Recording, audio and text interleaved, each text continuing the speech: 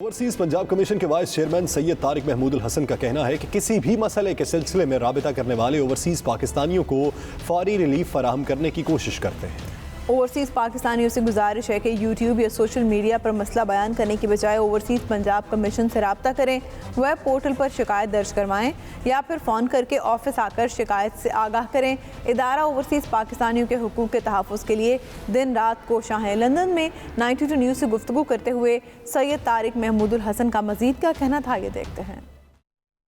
जी बिल्कुल, हमारे साथ एक मरतबा फिर ओवरसीज़ पंजाब कमीशन के वाइस चेयरमैन सैयद तारिक महमूद उल हसन साहब मौजूद हैं। ये ज़्यादा फ्रीक्वेंट ट्रैवल करते रहते हैं बरतानिया के अंदर, तो जब भी आते हैं हम कोशिश करते हैं कि इनसे जो है वो जानने की कोशिश करें कि ये बेसिकली ओवरसीज़ पाकिस्तानियों के लिए कर क्या रहे हैं, क्योंकि आए रोज़ हम देखते हैं कि अभी चंद रोज़ पहले भी लंदन के अंदर ओवरसीज़ ख़तून थी, उन्होंने एक जो है वो प्रेस कॉन्फ्रेंस भी की, अपना दुख रोया वहाँ पर सबके सामने सुने। इनसे पूछते हैं कि आपकी नज़र से ऐसे केसेस गुजरते हैं जिसमें ओवरसीज़ पाकिस्तानी वाकई रोते हैं? मेरे सामने तो ऐसे नहीं होते, लेकिन यकीनी तौर पे अगर किसी को मसला होता है, वो हमें अप्रोच करता है हमारे पोर्टल के ज़रिए या हमारे ऑफिस आके, तो हम फौरी तौर पे एक्शन लेते हैं और उनका मसला हल करने की कोशिश करते हैं। ना सिर्फ कोशिश करते हैं बल्कि पिछले दिनों से हमने ऑस्ट्रेलिया, इंग्लैंड, अमेरिका और स्पेन से आए हुए लोग और ख़ास तौर पे इटली से आई हुई भी खातून जिनका इशू था, उनका issue with in 15 days resolve करवाया है। अच्छा, सूरत हाल ये है कि डेफिनेटली हमारे बहुत से ओवरसीज़ पाकिस्तानी जो हैं वो मुख्तलिफ चैनल्स पे जाके या यूट्यूब चैनल पे जाके अपना जो है वो मौक़िफ़ बयान करते हैं, लेकिन जब हम अपने पोर्टल पे देखते हैं तो उनका कोई केस हमारे पास रजिस्टर नहीं होता। तो सबसे पहली बात तो ये करने वाली है कि अगर कोई भी ओवरसीज़ पाकिस्तानी को इशू होता है और पंजाब से ताल्लुक़ रखता है या पंजाब के किसी अदारे से किसी भी ओवरसीज़ को मसला है, तो सबसे पहले उनका जो अदारा है जो उनके मामलात को एड्रेस करता है, जो उनके इश्यूज़ को रिजॉल्व करता है, तो वो ओवरसीज़ पंजाब कमीशन है। वो हमारे पास आके अपनी शिकायत दर्ज करे, वो जो नंबर जनरेट होगा वो नंबर के ज़रिए मुझसे रब्ता कर ले और इंशाल्लाह आई प्रॉमिस कि विद इन 30 डेज़ हम उसका मसला हल करेंगे। अच्छा, वैसे तो आम तौर ये लोग समझते हैं कि जो ओवरसीज़ कमीशन पंजाब है ये सिर्फ कब्ज़े छोड़ने वाला अदारा है। Am I right here? Not at all. असल में हमारा जो अदारा है ये ओवरसीज़ पाकिस्तानियों के वेलफेयर और उसके इंसाफ में जो रुकावटें हैं उसको दूर करने के लिए और उनके हुकूक़ के तहफ़्फ़ुज़ के लिए बनाया गया है। और जिस तरह से जो वेलफेयर का काम है ये बहुत वास्ट फील्ड है, जैसे कि अभी हमने वहाँ पर टैफ्टा सेंटर, टूरिज़म सेंटर और फैसिलिटेशन सेंटर और इन्वेस्टमेंट सेंटर, 24/7 कॉल सेंटर, इन सारी चीज़ों का आगाज़ किया है। और आने वाले दिनों में हमारे ऑलरेडी जो नादरा है वो काम कर रहा था, तो हम आने दिन पासपोर्ट सर भी लेके आ रहे हैं। एक तो जो मैं भी आपको दिला देता हूँ बीइंग ओवरसीज़ पाकिस्तानी, कि पाकिस्तान के अंदर जैसे कि आप देखें कि कोई ऐसे भी FIR होती है जो कि SP की परमिशन के बगैर दर्ज नहीं होती, उसकी सेंसिटिविटी की वजह से।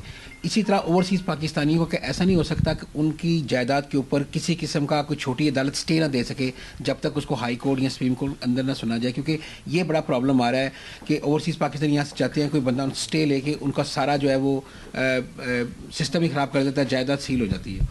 असल में ये जो स्टे का मैटर है ये हम टेकअप कर रहे हैं कि जो जैसे हमने पिछले दिनों हमारे एक ओवरसीज़ पाकिस्तानी पाकिस्तान विज़िट करने गया तो रात को उसे गिरफ़्तार कर लिया गया। पता चला कि उसके ख़िलाफ़ एक FIR धरी थी जो उसके अजीज़ो कारब ने कराई हुई थी और वो एब्सकॉन्डर के तौर पे, इश्तिहारी के तौर पे उसे डील किया गया। हमें पता चला, हम फौरी पहुँचे, हमने उसकी ज़मानत करवाई और उसके बाद मैं IG पंजाब से मिला। IG पंजाब साहब से बात करके हम ये करने जा रहे हैं कि कोई भी ओवरसीज़ के ख़िलाफ़ अगर कोई FIR दर्ज होगी तो उसे आते ही गिरफ़्तार नहीं किया जाएगा, बल्कि उसे इतला की जाएगी कि आपके ख़िलाफ़ ये FIR है, आप बेल बिफोर अरेस्ट करें और अपने जो हुकूक़ है उसके मुताबिक एक्सरसाइज करें, ताकि उसे पता तो हो कि मेरे ख़िलाफ़ कुछ है। इसी तरह से हम कुछ सिविल कोड के बारे में भी कुछ करना चाह रहे हैं ताकि ओवरसीज़ का मसला जो है ये दरीना हल हो सके। और जो हाई कोर्ट के अंदर स्पेशल एक सेल बनाया गया है, उसकी अफादियत कितनी है OPC के अंदर? बेहतरीन अफादियत है। हमारे पास एडिशनल रजिस्ट्रार जो हैं वो एक डेजिग्नेट किए हुए हैं जनाब चीफ जस्टिस साहब ने, اور اسی طرح سے ڈپٹی رجسٹرار بھی موجود ہیں. ہر مہینے وہ ہمارے ساتھ, ہم ان کے ساتھ میٹنگ کرتے ہیں, وہ ہمیں بتاتے ہیں کہ پوری پنجاب کورٹس میں کس کس کورٹ میں کون سا کیس ہے اور وہ کس کیفیت میں ہے, کس نے کیس ریزالو ہو چکے ہیں, کتنے کیسز نئے آئے ہیں. ڈیزگنیٹڈ جج موجود ہیں, ہائی کورٹ سے لے کر سیشن کورٹ اور سول کورٹ تک ڈیزگنیٹڈ جج موجود ہیں. 6 ماہ کے اندر اندر کیس کا فیصلہ ہونا ہوتا ہے ہر حال میں. 15 دن سے زیادہ ڈیٹ نہیں دی جاتی. صرف یہ ہے کہ ہمارے کئی اوورسیز پاکستانی اس چیز کو جانتے نہیں ہیں. تو ان سے گزارش یہ ہے کہ اپنے وکیل سے کہہ کے کیس جو ہے وہ ٹرانسفر کرے اوورسیز کورٹ میں, تاکہ انہیں انصاف میں جو رکاوٹ ہے وہ جلد ممکن ہو سکے. وزیر خارجہ مخدوم شاہ محمود قریشی کامیاب دورے کے بعد وطن واپس روانہ ہو گئے. 2 روزہ دورے میں انہوں نے ہسپانوی ہم منصب سے ملاقات کے علاوہ ہسپانوی پارلیمنٹ کا دورہ کیا. ارکان پارلیمنٹ سے ملاقات کی, بعد میں مشترکہ پریس کانفرنس سے خطاب کیا. شاہ محمود قریشی کے دورہ اسپین کے حوالے سے جانتے ہیں شاہد احمد شاہد کی رپورٹ میں. پاکستانی وزیر خارجہ شاہ محمود قریشی اسپین کے 2 روزہ دورے کے بعد واپس وطن روانہ ہو گئے ہیں. وزیر خارجہ ہسپانوی ہم منصب خوسے مینوئل کی دعوت پر 10 جنوری کو میڈرڈ پہنچے تھے. ایئرپورٹ پر مقامی ہسپانوی حکام کے علاوہ سفیر پاکستان شجاعت علی راٹھور اور پاکستان ایمبیسی کے عملے نے انہیں ویلکم کیا. اسی روز رات پاکستان ہاؤس میڈرڈ میں شاہ محمود قریشی کی جانب سے ہسپانوی تھنک ٹینکس, جرنلسٹ, دفاعی اور عالمی امور کے ماہر اور مختلف شعبہ زندگی سے تعلق رکھنے والی شخصیات کے اعزاز میں ضیافت کا اہتمام تھا. 11 جنوری صبح وزیر خارجہ نے ہسپانوی پارلیمنٹ کا دورہ کیا اور کانگریس کی صدر سمیت پارلیمنٹیرین سے ملاقاتیں کی. اسی روز شاہ محمود قریشی نے کانگریس کی فارن ریلیشن کمیٹی کے اراکین سے ملاقاتیں بھی کی. 11 جنوری کو ہی وزیر خارجہ نے اپنے ہسپانوی ہم منصب خوسے مینوئل کے ساتھ ملاقات کی اور پھر مشترکہ پریس کانفرنس بھی کی. 11 جنوری کو ہی وزیر صنعت و تجارت اور سیاحت ماریا ریس سے بھی ملے. اسی روز وزیر خارجہ نے 92 نیوز کے نمائندوں سے خصوصی گفتگو کی اور پی ٹی آئی اسپین کے ایک وفد سے بھی ملے. یعنی فارن منسٹر نے 11 جنوری کو بھرپور مصروف دن گزارا. 12 جنوری کو United Nation World Forum organizer کے سیکریٹری جنرل مسٹر زوراب سے ملے اور پھر بعد دوپہر وطن واپس روانہ ہو گئے. انہیں ہسپانی وزیر خارجہ خوسے مینوئل, سفیر پاکستان شجاعت علی راٹھور اور اہم پاکستانی اور ہسپانوی حکام نے میڈرڈ ایئرپورٹ پر الوداع کیا. وزیر خارجہ نے ان ملاقاتوں میں 2 طرفہ تعلقات, تجارت, سرمایہ کاری اور سیاحت سمیت دیگر کئی شعبوں میں 2 طرفہ تعاون بڑھانے اور اہم علاقائی اور عالمی امور پر تبادلہ خیال کیا. دونوں ممالک کے وزرائے خارجہ نے مشترکہ پریس کانفرنس میں پاک اسپین تعلقات کو ایک قدم مزید آگے لے جانے کے عزم کا اعادہ کیا. پاکستانی کمیونٹی کے وفد سے ملاقات میں اسپین میں مقیم 1,30,000 پاکستانیوں کو درپیش مسائل اور مشکلات کا ذکر کیا گیا اور اسپین میں ایک پاکستانی اسکول کے قیام اور بینک کے قیام کے ساتھ ساتھ دوہری شہریت کے معاملے کو زیر بحث لایا گیا. اس بھرپور دورے کے بعد توقع کی جا رہی ہے کہ پاک اسپین تعلقات کو نہ صرف فروغ ملے گا بلکہ تجارت, سیاحت اور عالمی و علاقائی امور پر دونوں ممالک ایک دوسرے کے مزید قریب آئیں گے. شاہد احمد شاہد, 92 نیوز, میڈرڈ, اسپین.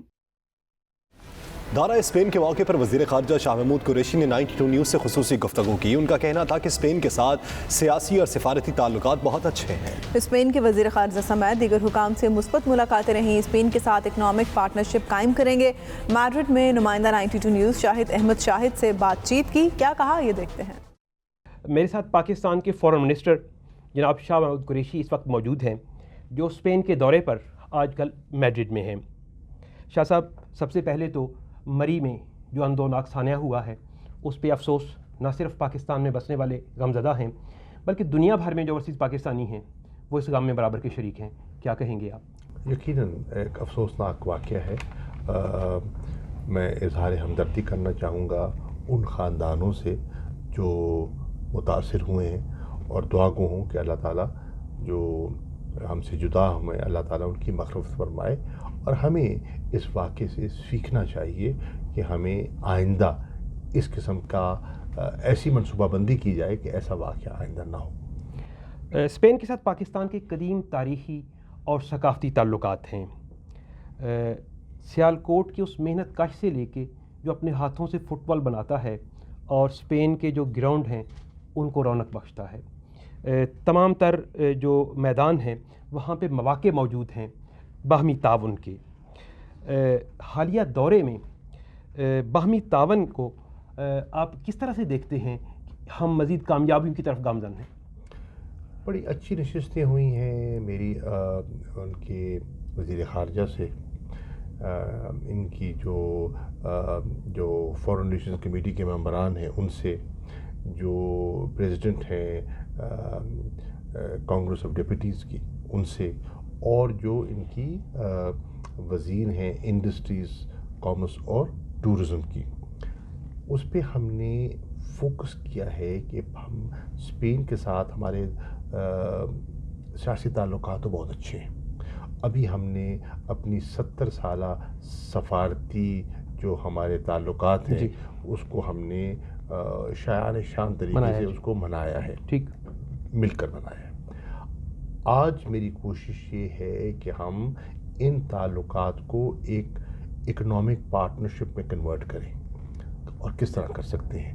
کس طرح ہماری جو یہاں کمیونٹی ہے جو 1,25,30 ہزار کے لگ بھگ ہے، اسے ہم کس طرح اور زیادہ مؤثر کر سکتے ہیں، ان کے لیے آسانیاں کس طرح پیدا کر سکتے ہیں، ان کے لیے اور مواقع کس طرح پیدا کر سکتے ہیں، کس طرح ہم اسپین اور پاکستان میں جو ہماری بائیلیٹرل دو طرفہ تجارت ہے اس کو کس طرح بڑھا سکتے ہیں، اسپین کی انویسٹمنٹس جو ہیں ان کو ہم کس طرح اٹریکٹ کر سکتے ہیں، جو اسپینش کمپنیز پاکستان میں کام کر رہی ہیں ان کے لیے ہم پہلے سے بہتر ماحول کس طرح پیدا کر سکتے ہیں. اس پر ایک تفصیلی آج گفتگو ہوئی ہے. کس طرح ہم اپنے دفاعی تعاون کو آگے بڑھا سکتے ہیں، کس طرح ہم ٹورزم کا، ان کا تو بہت بڑا ایک اثاثہ ہے اور یہ اربوں ڈالر کماتے ہیں اپنی ٹورسٹ انڈسٹری سے، تو ہم کس طرح ان کے تجربات سے مستفید ہو سکتے ہیں. جس طرح آپ نے اوورسیز پاکستانی کا ذکر کیا تو ڈویل نیشنلٹی کی بات آپ نے وہاں پہ کر دی. یہاں پہ بسنے والے پاکستانیوں کا ایک مسئلہ بینک بھی ہے، انہیں بچوں کے لیے ایک اسکول بھی چاہیے. کیا آپ کی پی ٹی آئی کی اس حکومت میں یہ ممکن ہو سکے گا؟ دیکھیے ابھی پی ٹی آئی کا ایک وفد تھا، ان سے میری ملاقات ہوئی ہے اور انہوں نے ان دونوں مسئلوں کا ذکر کیا ہے.